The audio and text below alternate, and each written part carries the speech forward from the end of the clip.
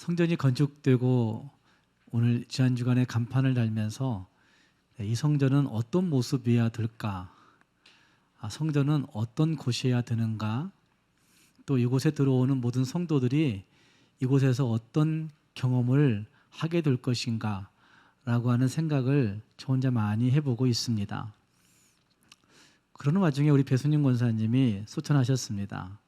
어제 하루 동안 이런 생각을 해봤습니다. 권사님이 작년 가을에 교회를 오보고 싶어가지고 계속 오려고 하는 거예요. 약간 치매기가 있는데도 불구하고 자꾸 교회를 오려고 교회를 나서겠다고 자꾸 얘기하는 거죠. 그 요양보호사께서 교회에 연락해가지고 자꾸 어른이 교회를 가고 싶다고 한다고. 근데 지금 교회는 공사 중이니까 들어와 볼 수도 없고 들어오는 것도 위험한 모습일 수 있으니까. 그래서 제가 찾아갔습니다. 찾아갔더니 교회 보고 싶어서라고 얘기하세요.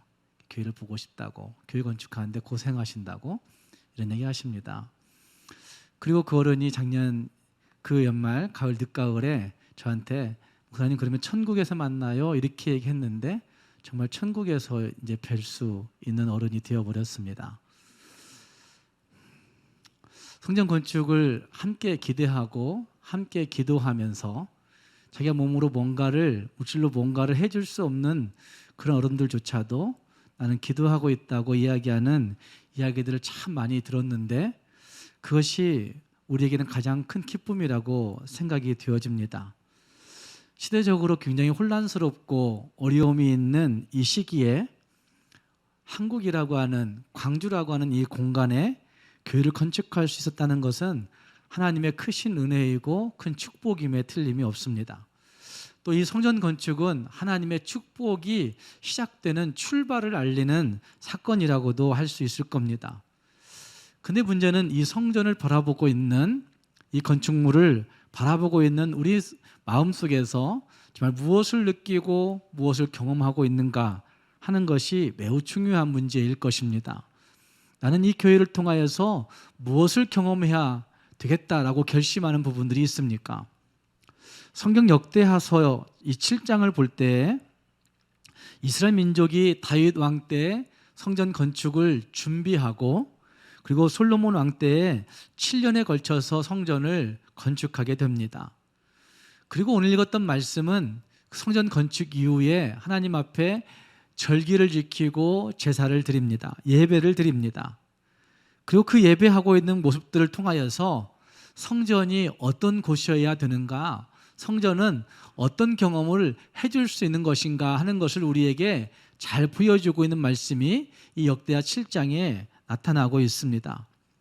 오늘 함께 읽은 말씀을 통하여서 성전됨이 하나님의 뜻과 그 섭리에 부합될 때 하나님은 그곳에 복을 주시고 그곳에 드나드는 모든 사람들에게 하나님이 주시는 놀라운 형통이 있다고 하는 사실들을 말씀을 통해서 살펴보시면서 우리 모두도 하나님께서 주신 이 외형의 건축물을 통하여 하나님이 예비하신 것들이 분명히 있구나 확신할 수 있는 우리 모두가 될 수 있기를 주님의 이름으로 축복합니다.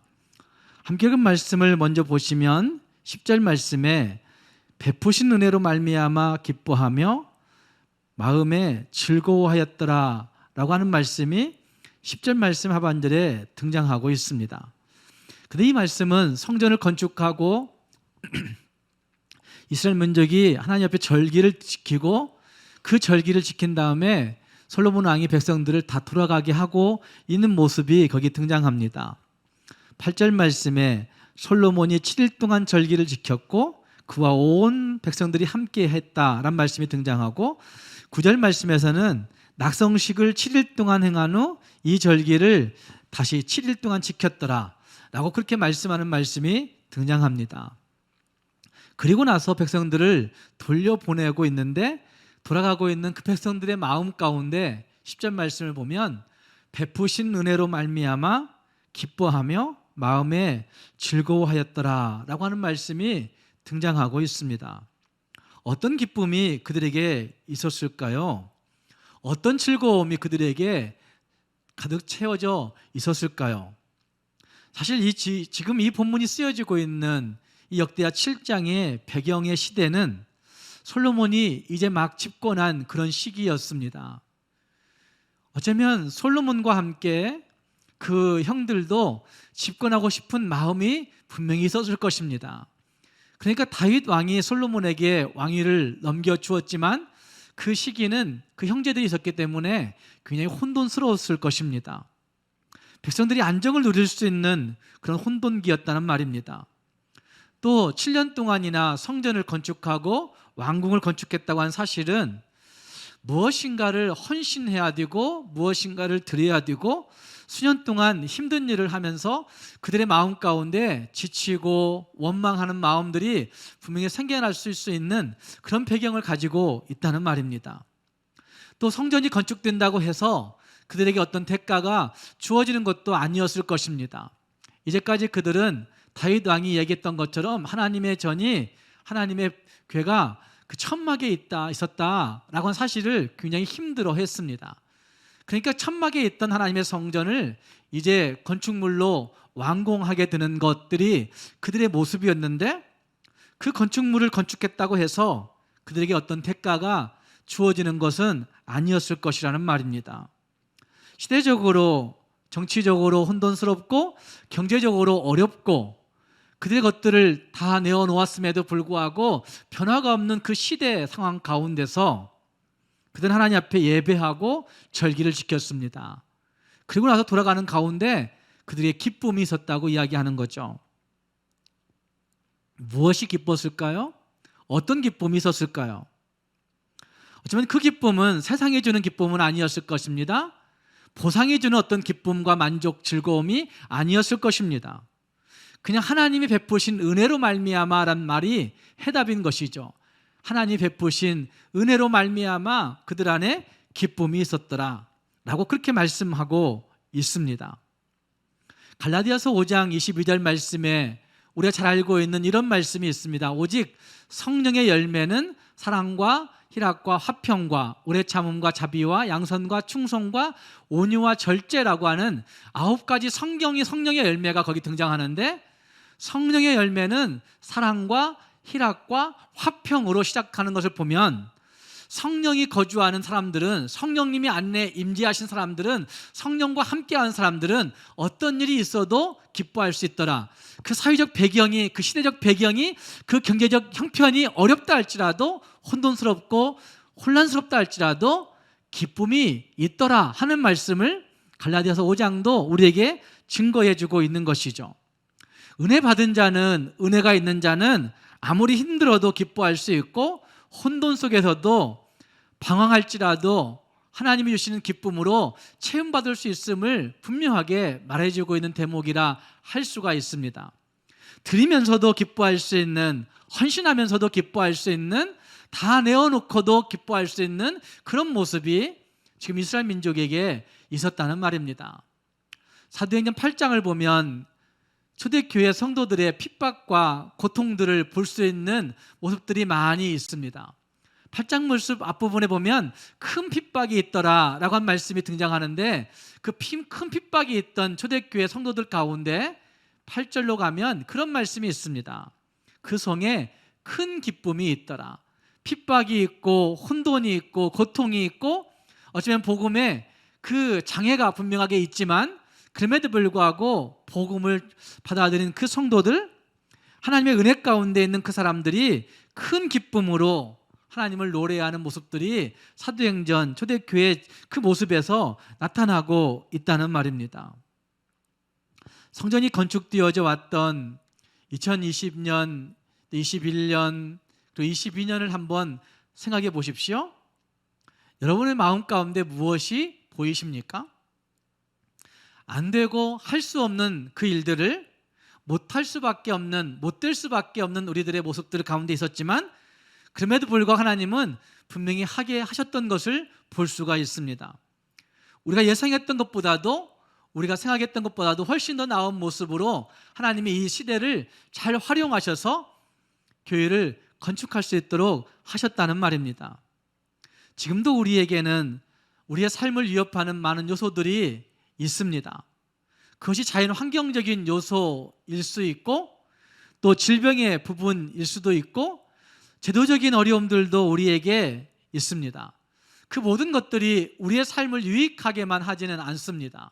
그 모든 것들이 교회의 삶을, 성도들의 신앙생활을 유익하게만 하지는 않고 있다는 말입니다. 그중에 코로나 바이러스의 두려움은 지금 현재 우리의 삶을 위협하는 가장 큰 두려움의 요소로 자리 잡고 있는 것도 부인할 수가 없습니다. 이런 여러 상황들이 우리에게 자꾸만 불평으로, 두려움으로, 불안으로 작용하여서 은혜를 잊어버리는 경우들이 있는 것 같습니다. 굳이 생각해서 하나님의 은혜, 베푸신 은혜가 없는가라고 물어보지 아니하면 베푸신 은혜를 생각하지 못하게 만들어버리는 환경이 우리에게 있다는 말입니다. 그러나 생각해보면 하나님의 은혜 아닌 것이 없지 않습니까? 지금 이스라엘 민족이 열심히 건축만 하다가 하나님이 베푸신 은혜로 말미암아 기뻐하고 있는 것처럼 그 혼돈스러움과 그 어려움들을 다 뒤로한 채 그 마음 가운데 하나님 때문에 즐거워하고 있는 것처럼 우리도 생각해보면 하나님의 은혜 아닌 것이 없다는 말입니다. 오늘 여기 살 수 있다는 것도 하나님의 은혜이요, 어쩌면 그 많은 사건 사고 속에서 나와 우리 가정이 지금 이렇게 안전할 수 있다는 것도 은혜이고, 어쩌면 나름대로 살아가는 모든 일들 가운데 차를 타고 다닐 수도 있고 걸어 다닐 수도 있고 어쩌면 행할 수 있는 일들 자체가 하나님의 은혜라고 할 수가 있다는 말입니다. 이스라엘 민족은 성전이 건축되고 절기를 지키면서 그 하나님의 은혜를 기억하였고 제사를 드리면서, 예배를 드리면서 하나님의 인자하심과 그 사랑의 풍성하심을 찬송하며 예배했습니다. 오늘 우리도 이와 같은 기쁨으로 하나님을 예배할 수 있어야 됩니다. 저 지어진 성전에서는 우리 모두가 그 기쁨의 은혜를 누릴 수 있는 장소가 되어야 된다는 말입니다. 시편 4편 7절 말씀에도 이런 말씀이 있습니다. 주께서 내 마음에 두신 기쁨은 그들의 곡식과 새 포도주에 풍성할 때보다 더하나이다 라고 하는 고백이 시편 4편 7절 말씀에 나타납니다. 주께서 내 마음에 두신 기쁨은 그들의 곡식과 새 포도주의 풍성함보다도 더 큽니다, 이런 고백인 거죠. 그들이라고 표현하고 있는 그들은 세상 사람들을 얘기하고 있는 거죠. 믿지 않는 사람들의 곡식, 믿지 않는 사람들의 새 포도주, 믿지 않는 사람들의 소산, 믿지 않는 사람들의 결산들을 볼 때에 우리는 종종 나는 참 안 됐구나, 나는 참 못 됐구나, 나는 어렵구나, 왜 그들은 잘 될까, 이런 피규어의 생각이 들 때가 있습니다. 그러면 예수 믿는 기쁨이 없어져 버리는 것이죠. 그러나 여기 시편 기자는 주께서 내 마음에 두신 기쁨은 그들의 곡식과 새 포도주의 풍성함보다도 훨씬 큽니다, 이런 고백을 하고 있는 거죠. 하나님이 주신 즐거움이요, 하나님이 주시는 기쁨이란 사실을 분명하게 말씀하고 있습니다. 우리가 잘 알고 있는 헬렌 켈러라고 하는 여사가 있습니다. 이미 세상에는 없지만 이 헬렌 켈러의 이야기들은 많은 사람들에게 도전이 되어집니다. 그는 태어나서 조금 있다가 어느 질병을 앓게 되었고 그 질병을 앓고 난 다음 19개월 후에 그녀는 듣지도 못하고 보지도 못하고 그래서 결국 말하지도 못하는 3중 장애를 앓게 되었다고 이야기합니다. 그리고 그녀는 7살 때 만난 설리번이라고 하는 그 선생님 때문에 그 선생님이 계속해서 그 헬렌 켈러의 후두를 자극하고 말할 수밖에 없도록 자꾸 만들어내는 거죠. 그를 통하여서 그 헬렌 켈러는 설리번 선생님의 그 끈질긴 가르침 통하여서 결국 말을 할 수 있게 되었다고 합니다. 그래서 그녀는 말하고 배우는 것들을 통하여서 듣지 못하고 말 못하는, 보지 못하는 그런 장애자들을 위해서 평생을 살았던 사람이 헬렌 켈러였습니다. 헬렌 켈러의 마지막 말년에 어떤 기자가 그녀에게 묻습니다. 이런 육체적 고통과 함께 한평생을 살아오셨는데 당신은 하나님을 원망해 본 적이 없습니까? 라고 그렇게 물었다고 합니다. 평생 육체적 고통을 끌어안고 살았는데 당신은 하나님을 원망해 본 적이 없습니까? 라고 묻는 그 기자의 질문에 헬렌 켈러 여사는 빙그레 웃으시면서 이렇게 대답했다고 합니다. 제가 하나님께 받은 은혜를 헤아리는 것만으로도 시간이 없습니다. 내가 하나님께 받은 그 은혜를 감사하는 것만으로도 나는 충분합니다. 그 은혜를 기뻐하는 것으로만도 시간이 부족한데 어찌 원망할 시간이 있겠습니까? 라고 그렇게 이야기했다는 것입니다. 받은 은혜를 헤아리고 받은 은혜를 감사하고 받은 은혜를 기뻐하는 것만으로도 시간이 부족하다. 그러니 내가 어찌 원망할 수 있겠느냐라고 이야기하는 헬렌 켈러의 그 이야기는 우리에게 참 귀감이 될 수 있습니다. 그녀는 마지막으로 이렇게 유언했다고 합니다. 나의 일생은 참으로 아름다웠습니다. 뭐가 아름다웠을까요? 듣지 못하고 보지 못하고 마음껏 말하지 못했던 그 여인이 도대체 뭐가 그렇게 그 일생이 아름다웠다고 얘기할 수 있었을까요? 예수 때문에, 하나님 때문에 사람들에게 하나님의 뜻을 증거하고 나눠줄 수 있는 그 삶이 자기 일생이 참 아름다웠다 이야기하고 있는 건 아니겠습니까? 예수님 때문에 기뻐할 수 있고 예수님으로 기도할 수 있는 그 일생이 참으로 아름다웠다 이렇게 얘기하고 있는 것 아니겠습니까? 여기 읽었던 말씀 가운데 주어지고 있는 솔로몬 왕과 그 백성의 그 기쁨, 그 마음의 즐거움은 은혜를 알고 은혜를 세워보고 은혜를 감사하는 가운데서 나오는 기쁨이요 즐거움이라 할 수 있을 것입니다. 사랑하는 성도 여러분, 성전을 바라보는 우리들의 마음이 이와 같았으면 좋겠습니다. 성전에 들어가 예배하고자 결심하고 이제는 예배해야 될 텐데 예배한 이후에 우리들의 마음이 진짜 하나님이 주시는 놀라운 기쁨과 즐거움으로 채움받아 평생 그 기쁨으로 평생 그 즐거움으로 살아갈 수 있는 저와 여러분이 될 수 있기를 주님의 이름으로 축복합니다. 두 번째 생각할 수 있는 것은 성전을 건축하고 온 백성과 함께 절기를 지킨 후에 솔로몬 왕의 심정이 어떠했느냐 하는 것입니다. 함께 읽은 말씀 11절 말씀을 보시면 솔로몬 왕의 마음속 그 심중이 어땠는지를 이렇게 이야기합니다. 솔로몬이 여호와의 전과 왕궁 건축을 마치고 솔로몬의 심중에 여호와의 전과 자기의 궁궐에 그가 이루고자 한 것을 다 형통하게 이루니라. 그 마음 속에 계획한 것들을 형통하게 이루어 주셨다라고 고백하고 있는 것이죠. 하나님의 전과 그 자기 왕궁들을 보면서 하나님이 형통하게 해주셨구나 이런 고백을 하고 있다는 말입니다. 형통의 은혜를 주신 이 모습들을 보면서 어쩌면 사람들은 그런 얘기를 할 때가 있습니다. 아, 솔로몬이 계획한 것을 하나님이 다 형통하게 하셨구나. 그래, 형통의 은혜가 분명히 있구나 라고 그렇게 이야기합니다. 여기까지는 참 좋은 해석이죠?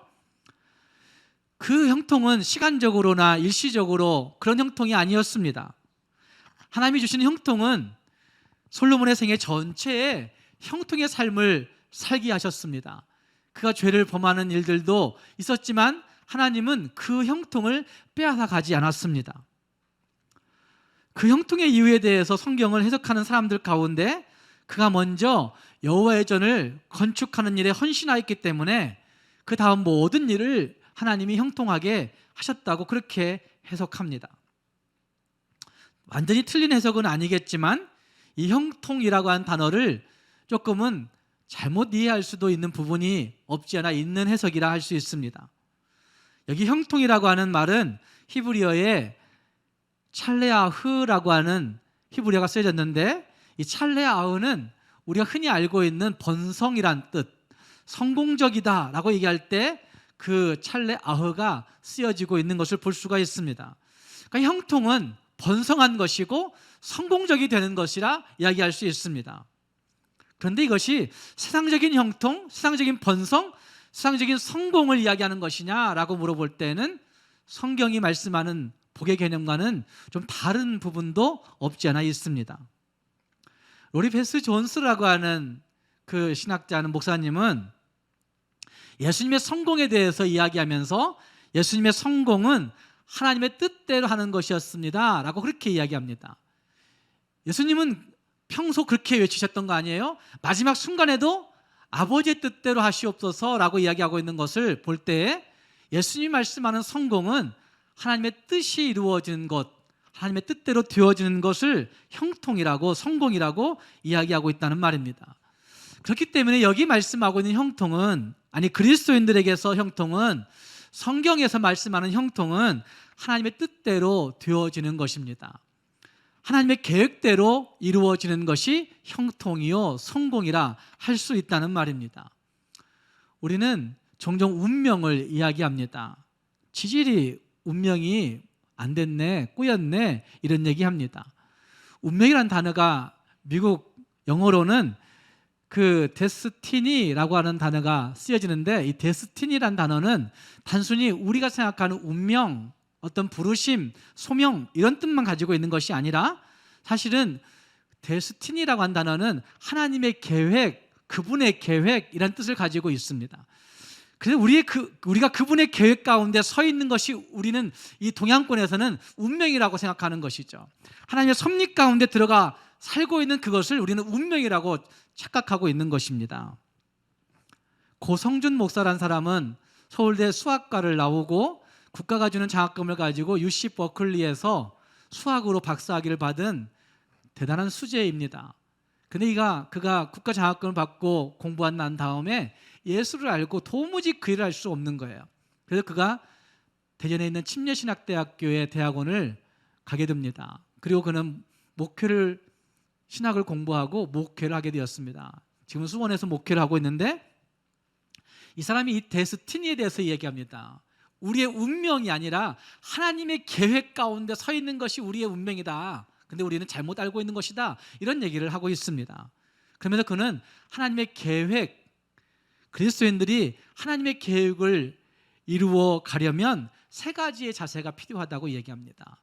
하나님의 계획, 하나님의 형통을 이루어 가려면 세 가지의 자세가 필요하다. 첫째는 거룩함이고, 두 번째는 순종이고, 세 번째는 영성이다. 영성은 하나님과 관계 속에서 오는 기도와 말씀의 삶이 영성인 것이죠. 그래서 거룩함, 그리고 순종, 하나님과 관계에서 오는 영성, 이 세 가지가 하나님의 계획을 이루어가는 첩경이라고 이야기합니다. 하나님의 형통을 이루어가는 삶이라고 이야기하고 있습니다. 오늘날 그리스도인들은 이 능력을 잃어버린 것 같이 보입니다.